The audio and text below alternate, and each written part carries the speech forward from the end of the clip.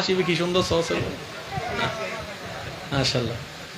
ওয়া সভাপতি বইন, কারো যাওয়ার ইচ্ছা থাকলে যেতে পারেন, সমস্যা না, আমি কাউকে বাধা দিই না, যেতে পারবেন, কিন্তু ওই নড়াচড়া করলে মনোযোগ নষ্ট হয়ে যায়। সেটা আমার না, সবারই হবে। কথা আউটসাইডের কথা আসলে এটা যে কোনো কারোই মনোযোগ নষ্ট হয়ে যাবে। বান্দা এবার আল্লাহর কাছে বলে যে আল্লাহ কি দাও, জোরে বলেন কি দাও, আরো জোরে বলেন কি দাও। রব বলে যে কোন জায়গার শান্তি নিবি, দুনিয়ার নিবি নাকি আখেরাতের নিবি, নাকি দুনিয়া আখেরাত দুটোটা নিবি? বান্দা একটু চালাকি করে বলতেছে দুনিয়া তো 2 দিনের, পরকাল তো অনন্তকাল, 2 দিনের শান্তি নিয়ে পরকাল নষ্ট করারও দরকার নাই, আবার দুনিয়াটাও নিব না কেন, আমার রব বানাইছে, আমি দুনিয়াও নিব আখিরাতে নিব। রব বলে যে তাহলে একটা কাজ কর, ইন্নাদ-দীনা ইনদাল্লাহিল ইসলাম, একটা তোকে সাজেশন দিলাম, যে সাজেশনের নাম ইসলাম, এটাকে ফলো করার সর্বোচ্চ চেষ্টা কর, আমি রবের কাছে ভিক্ষা কর, আমার কাছে তওবা কর, আমার নবীকে প্রাণের চাইতে বেশি মহব্বত কর, ইসলাম নামক সাজেশনটা যদ্দূর পারো সর্বোচ্চ দিয়ে তুই আমল করার, পালন করার চেষ্টা কর, তোর শান্তির ব্যবস্থার দায়িত্ব আমি আল্লাহ নিজেই নিলাম। কাহিনী শেষ। একটু জোরে বলতে হবে ভাই, কাহিনী শেষ। রব বলে যে ইসলাম দিছি, এবার তোর কাছে হচ্ছে ফলো করা। কেমনে কি দিব সেটা তোর দেখার দরকার নাই। স্বাভাবিকভাবে, একটু মনোযোগ, স্বাভাবিকভাবে এমনে এমনে হয়। 9 মাসে বাচ্চা, 10 মাসে বাচ্চা দুনিয়াতে আসে, বাবা ছাড়া সন্তান হয় না। কিন্তু আমি রব যখন ইচ্ছা করি, বাবা ছাড়া, ঈসা আলাইহিস সালাম বাবা ছাড়া আমি সন্তানও দুনিয়াতে পাঠাইতে পারি। তো বান্দা তোদের টেনশন করার দরকার নাই। যার রব রহমান, যার রব রহিম, যার রব গফফার, যার রব ইন্নাল্লাহ আলা কুল্লি শাইইন কাদির, ওই রহমানের কাদিরের বান্দা তো টেনশন করার কোনো দরকার। আল্লাহ বলে যে তুই শুধু একটা কাজ কর, তুই শুধু ইসলামটাকে আপন কর, তোর বাকিটা আমি দেখব।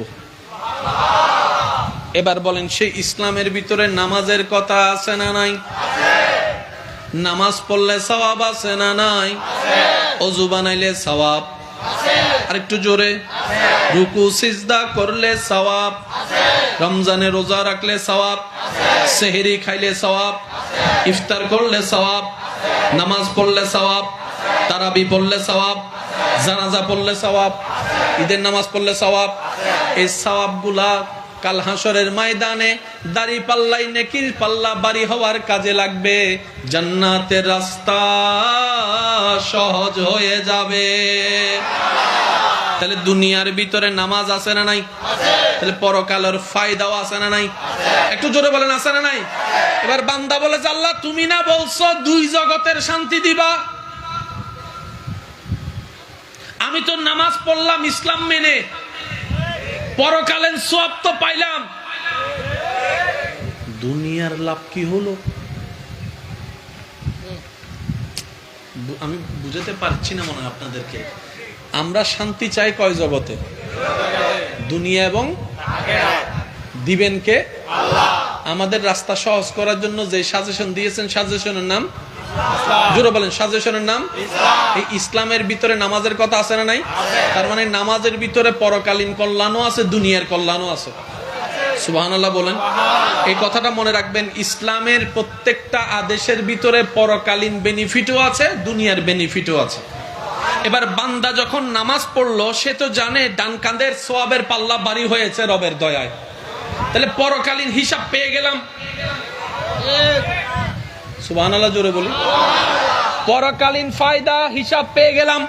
এবার বান্দা বলে আল্লাহ তুমি তো ওয়াদা করেছো পরকালেরও দিবা, দুনিয়ারও দিবা। তো নামাজের ভিতর আমি দুনিয়ার বেনিফিট কি পাইলাম? রব বলেছে তুমি যখন অজু করেছো, এই অজুর কারণে তোমার দৈহিক স্কিনের বেনিফিট হয়েছে, সুবহানাল্লাহ।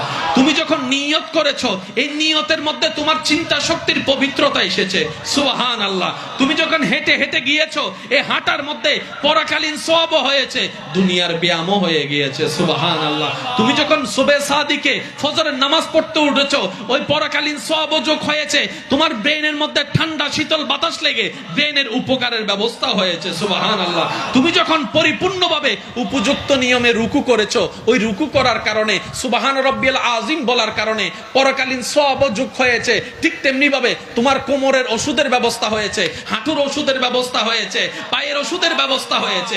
তুমি যখন সুবহান রাব্বিয়াল আলা বলে সিজদার মধ্যে যখন গিয়ে সুবহান রাব্বিয়াল আলা বলছো, পরকালীন সওয়াব যেরকম যোগ হয়েছে, ওই সিজদায় যাওয়ার কারণে তোমার হার্টের সিজদার পজিশনের মধ্যে কপাল নিচে থাকে, হার্ট উপরে থাকে, ওই সিজদার পজিশনে যাওয়ার কারণে তোমার হার্ট থেকে রক্ত সঞ্চারণ ব্রেনের মধ্যে বৃদ্ধি পেয়েছে, ব্রেনের মধ্যে বৃদ্ধি পেয়েছে, সুবহানাল্লাহ।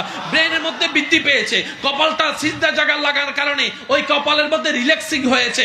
তুমি টেনশন কমার জন্য হাজার কিছু করে যে শান্তি বান্দা তুমি পাবা না। ও বান্দা, আমি রবের দরবারে সিজদায় মাথা ঝুঁকাই দেখ, 3 মিনিট 4 মিনিট 5 মিনিটের ভিতর তোর টেনশন হালকা হয়ে যাবে। আল্লাহু আকবার।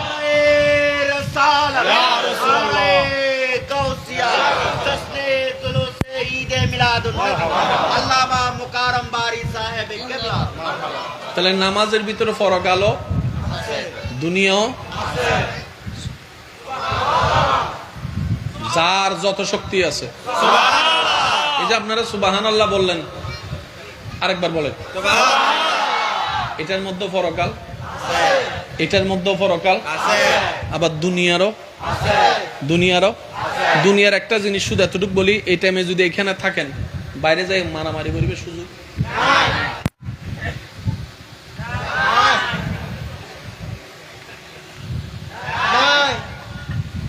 লজ্জা করিবে সুযোগ, সেটিং করিবে সুযোগ।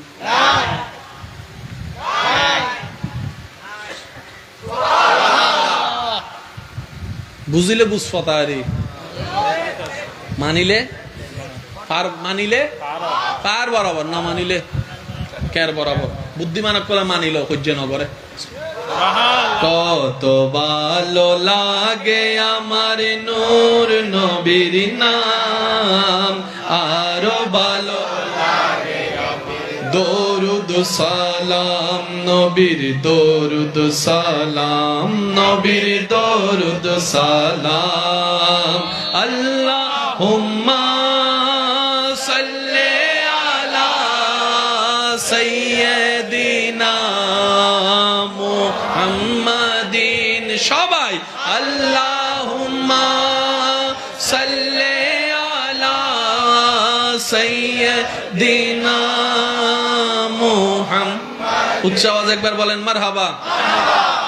দিবেন কে? কয় জগতে চাই? নামাজের ভিতর দোনো জগৎ। এবার রোজার মধ্যে আপনি যখন রোজা রাখলেন, এই রোজার কারণে গুনাহ হয়েছে না সওয়াব হয়েছে? পরকালীন সওয়াব যোগ হয়েছে। এবার আপনি যে পদ্ধতিতে আল্লাহর হুকুম মেনে রোজা রেখেছেন, স্কুল কলেজ ভার্সিটি মাদ্রাসার বাইরে যদি থাকেন, আমি শ্রদ্ধার সাথে বলছি বিষয়টা একটু আপনারা মনোযোগ করে রিচার্জ করার চেষ্টা করবেন। যে পদ্ধতিতে আপনি আমি বছরে একবার রমজান মাসে 29, 30 আল্লাহ যতদিন চাই রোজা রাখি, সুবহে সাদিক থেকে সূর্যাস্ত পর্যন্ত, খাওয়া থেকে দূরে, পানি থেকে দূরে, এটা থেকে দূরে, সেটা থেকে দূরে, উপবাস থেকে, ক্ষুধার্ত থেকে, যেই পদ্ধতিতে আপনি আমি রমজানের রোজা রাখি আল্লাহর হুকুমে, জাপানের একজন বিজ্ঞানী মানব দেহ নিয়ে গবেষণা করে দেখলেন, ওনার মতামত হচ্ছে প্রত্যেকটা মানুষ সুস্থ থাকার জন্য আমি বিজ্ঞানীর গবেষণা মোতাবেক 12 মাসের মধ্যে অন্তত একটা মাস খাবার কমাই দেওয়া দরকার, একটা মাস খাবার কমাই দেওয়া দরকার, সুবহানাল্লাহ। একটা মাস ক্ষুধার্ত থাকার দরকার, কারণ 11 মাস খাওয়ার পরে ওই খাবার কিছুটা বাথরুম হয়ে বের হয়েছে, কিছু তো ডাস্টবিনের মধ্যে আশেপাশে পড়ে যায়, এটাই তো স্বাভাবিক। ওই একটা মাস যদি কেউ ক্ষুধার্ত থাকে, ভিতরের পোকাগুলা ওই অবশিষ্ট খাবারগুলাকে ডাস্টবিনের পাশে যা পড়েছে সব খেয়ে খেয়ে শক্তি করে পরিষ্কার করে দিবে, নতুন ভাবে তার কোষ সৃষ্টি হওয়া শুরু হবে।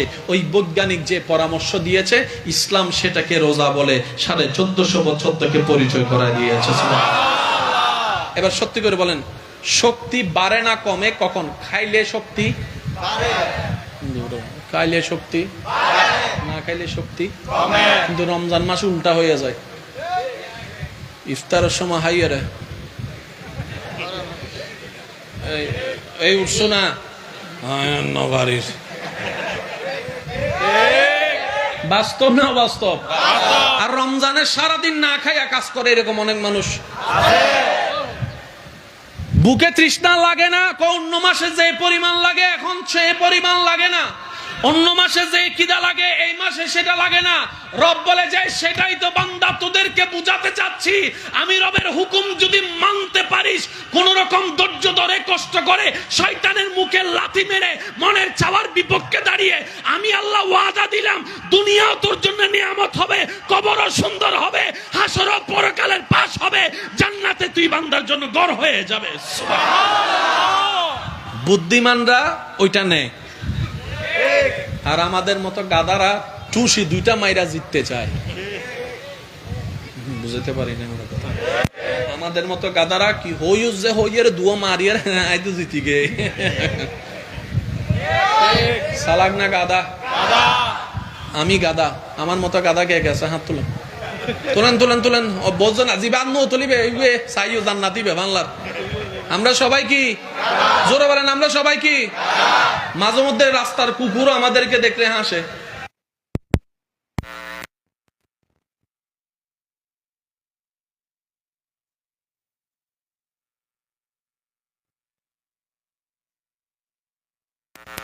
নিজের দোষ খোঁজা বড় কঠিন, সেজন্য আমি একটা কথা মেনে চলার চেষ্টা করি, রব আমাকে যতটুকু তৌফিক দেয়। অন্যের দিকে তাকানোর সময় দূরবীন ব্যবহার না করে আয়না ব্যবহার করাটা বেশি উত্তম এবং বুদ্ধিমানের কাজ। কারণ আপনি যখন দূরবীন ব্যবহার করবেন তখন তার সবকিছু আপনার নজরে আসবে। কিন্তু আপনি যদি একটু চালাকি করে আয়নাটা ব্যবহার করতে পারেন, আপনার চেহারা আপনার চোখের সামনে, আপনার অতীত আপনার চোখের সামনে, কখন কি গুনাহ করছেন আপনার চোখের সামনে চলে আসবে। মনটা নরম হবে, আপনার আর অহংকার করার ইচ্ছাও জাগবে না, কারো পিছনে হিংসা করে ক্ষতি করার ইচ্ছাও জাগবে না।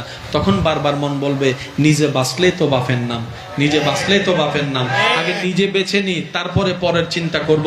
কু আনফুসাকুম আয়াতের আমলটাও হয়ে যাবে, অন্যের দোষ ধরাও বন্ধ হয়ে যাবে, হিংসাও বন্ধ হয়ে যাবে, আপনার কারণে সমাজটাও শান্তির হয়ে যাবে। সেজন্য দূরবীন নয়, আয়নার ব্যবহার করাটাই উত্তম যদি সামনের দিকে তাকাইতে ইচ্ছা হয়। আল্লাহ আমাদের সবাইকে একটু আমল করার তৌফিক দান করুক। আর হানিন বয়রো ইফানলা রিকের আওয়াজ আপনারা একটু চুপ থাকেন। আপনারা একবার বলেন তো মারহাবা, আর একটু জোরে। এবার আপনারা একটু বলেন তো, এবার দুটোটা জুসম মাঝখানে যারা আছেন তারা একবার বলেন তো। এবার সবাই মিলে একবার বলেন মারহাবা, মারহাবা মারহাবা দয়াল নবী, মারহাবা মারহাবা মারহাবা প্রাণের নবী, মারহাবা মারহাবা মারহাবা দয়াল নবী, মারহাবা মারহাবা মারহাবা প্রাণের নবী, মারহাবা জিন্দা নবী, মারহাবা নূরের নবী, মারহাবা প্রাণের নবী, মারহাবা হায়াতুন নবী, মারহাবা আমার নবী, মারহাবা সবার নবী, মারহাবা হাবিবি নবী, মারহাবা মারহাবা মারহাবা মারহাবা মারহাবা নবীজি আমার, মাফ করে দাও ও হে আল্লাহ উম্মত গুনাহগার, মাফ করে দাও ও হে আল্লাহ উম্মত গুনাহগার। নবীর উম্মত যারা আছেন তারা একবার বলেন মারহাবা মারহাবা। রোজার ভিতর দুই জগত আছে, নামাজের ভিতরে আছে, ইসলামে যাকাত আছে। আজকে একটা কথা মনে রাখবেন, যাকাত যেভাবে আল্লাহ এবং রসুল বলেছেন সেটা যদি বরাবর